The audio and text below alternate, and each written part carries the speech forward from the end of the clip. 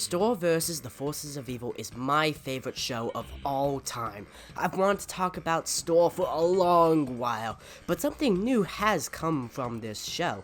Well, kinda. Store and the Forces of Evil is the lost pilot to the show. For years, we only knew a little bit about it, and it was never released, and we all thought it was lost forever. Well, until now, and we have the full episode. So let's jump right into it. Okay, so the episode starts with a recap of basically the origin episode. Store Butterfly turns 14, and on that her 14th birthday, her parents have to give her the magical royal wand. And her parents look so different. It's crazy to see their original designs, and they look like they're in a completely different art style. And speaking of that, the show also looks like it's in a different art style because the backgrounds and all kinds of stuff like that are also different. So that's pretty interesting. But then her parents have enough of Store's craziness, so they just push her into the human realm, and I think that is really funny. So then she lives with the Diazes, and she hangs out with their son, Sol Diaz. Yeah, this was the original design of Marco, and and Marco wasn't his name, it was originally Sol. So that's pretty interesting. But other than his name, Marco basically looks the exact same to how he does in the show, except he has blue pants, and that really changes his whole design for me. It looks a bit weird, and I'm not really a fan of the blue pants. I prefer how they are in the final show.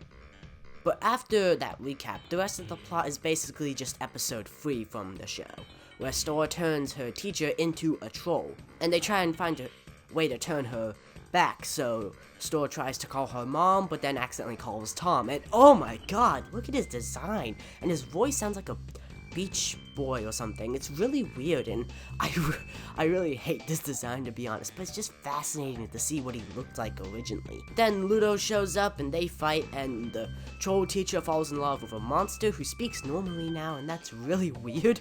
And then this happens, and that was also really weird. And something that's interesting, in the whole episode there's no music. It's kind of awkward in most bits where there should be music, but I still think it's kind of funny because it makes some things even funnier, especially with like Ludo and some bits like this. But then after the fight, Sol is mad at Store because she destroyed his backyard. And then the teacher is gone, so Store lets Sol take all the credit, and everyone loves Sol. Until the teacher comes back, and everyone then hates Sol again. Man, this dude just cannot catch a break. But when Marco was just happy to just talk to Jackie, this Sol is just disappointed that it's all over. And I think that's pretty interesting, At this point of the episode, Store has a new outfit, and it's pretty cool and unique, and it's not like anything we've ever actually seen in the show. And yeah, I really like it a lot. But that's really all of the episode. That's really it. Since it's just one episode and it's only 13 minutes, there's not too much to really talk about. That's basically really it with all of it.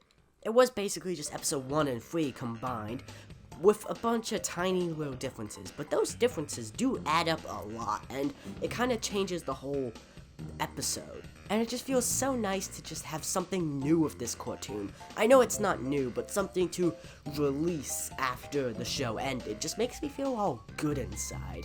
But after watching this episode, I'm in the mood to watch Store again for the 6th time. So while I do that, I will see you all next time for my next video on something. I have a lot of videos I want to do, animated ones, reviews, all kinds of things. But I just haven't gotten the chance because I'm getting over being sick. But now that I'm back, I will see you all next time for a new video, hopefully coming soon. Okay? See you all next time.